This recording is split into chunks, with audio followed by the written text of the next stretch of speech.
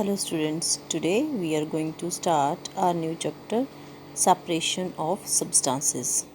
In this chapter, we will learn how to separate the constituents from a mixture. In our daily life, we use many types of mixtures. And today we will learn how we will separate the constituents of the mixture. We see around us there are many types of mixtures, and the mixture is contained two or more elements or compounds. In these days we mostly use lemon water.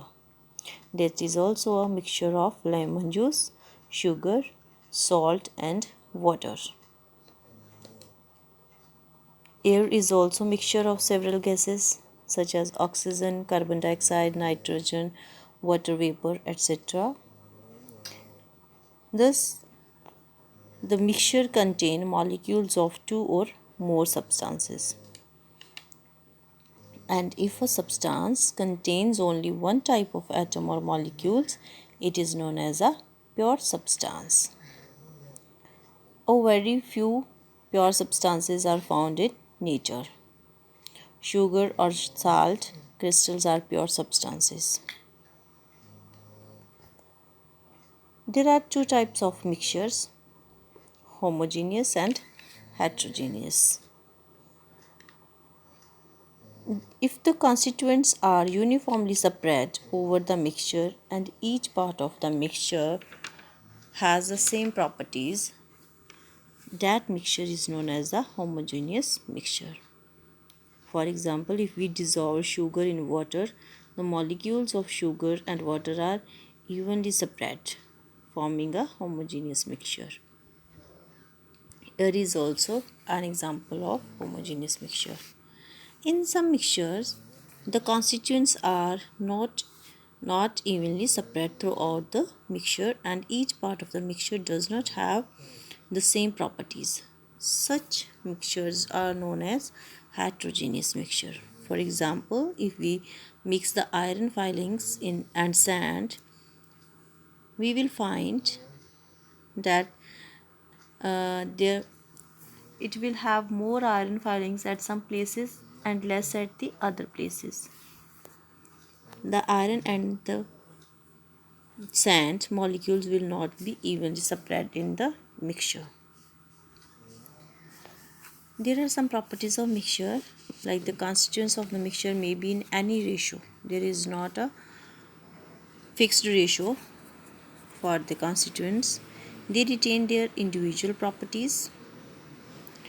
The constituents can be separated by simple methods. For example, if we clearly see tiny stones in rice or in dal, we can easily separate them. But we can't separate the impurities that are dissolved in water. We can't tell by looking at a glass of water whether it has dissolved substances in it. So for this we have to study some properties of the sample of water given and compare them with the properties of the pure water, melting point and boiling point. These are two such properties. A pure compound has fixed melting and boiling point. Like water, it boils at 100 degrees Celsius. Why separation is necessary? Separation of mixture into their constituents is necessary for several reasons: to remove undesirable constituents, to obtain the useful constituents, and to obtain the pure substance. The small stone present in rice can be harmful for our teeth and body, so it is necessary to remove them before cooking the rice. Tea leaves are separated from tea by using a strainer. If we are not fond of chilies, we separate them from vegetable before eating. Sometimes harmful substances are present in the river water. They must be removed before supplying the water to our homes. Air contains many substances such as gases, smoke, and dust particles. Our body requires only oxygen for respiration. So it separates the oxygen and breathes out the other components. So there are different methods of separation to separate the mixture into its constituents. Separating solid from from other solids. Okay, to separate a mixture, we have to use such property that one constituent of the mixture has and the other do not. For example, to separate iron filings from sulfur, we can use a property that iron is attracted by a magnet but sulfur is not. To separate the solid from the other solids, we have hand picking, winnowing, threshing, sieving. These four methods. The properties commonly used to separate solids from a mixture of solid are color, size, shape, weight, attraction by magnet, or solubility in liquids such as water. After the wheat or rice crop is harvested, the grains have to be separated. The first step is to separate the grains from the stalks, and it is known as the threshing. It is done either by beating the stalks on the ground or a hard surface. The grains are then separated from the mixture of grain and the chaff. So, obtained by using the property that grain is heavier than the chaff, the mixture is allowed to fall from a height. The breeze blows away the chaff while the grain falls down vertically. So, this is known as the winnowing. The undesirable substances such as pieces of stones in rice or dal can be separated by hand picking.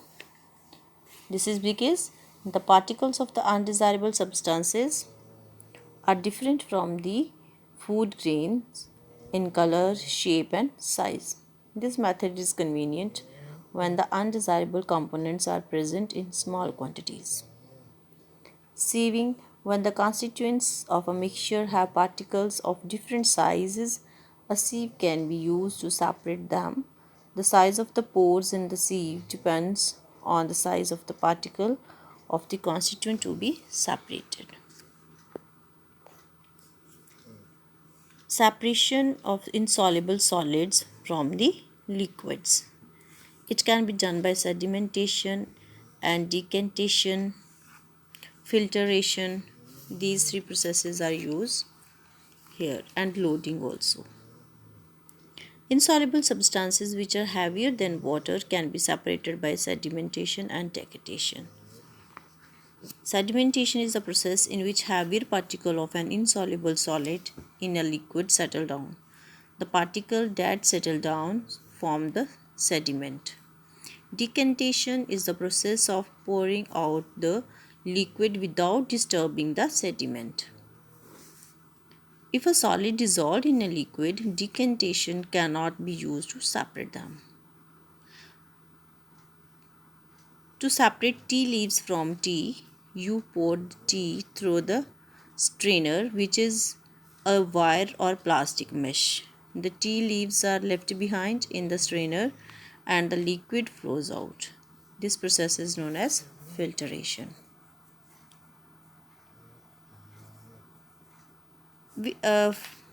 Filter paper is also used to filter the other mixtures.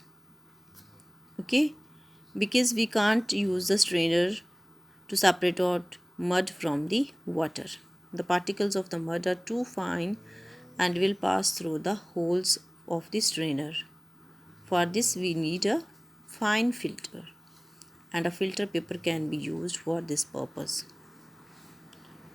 If the suspended particle of a solid in a liquid are very fine, they take a very long time to settle down. For example, the particles of clay in muddy water are very fine and this sedimentation takes a very long time. Loading is method of separating up the sedimentation by making the particle heavier. And how we do it? Alum, a solid which is soluble in water, is used to load suspended clay particle in water. The dissolved particle of alum load the fine particles of clay in water. They become heavier and settle down quickly. The clear water on top is then decanted or filtered. Loading of dust particle suspended in air occurs naturally when it rains.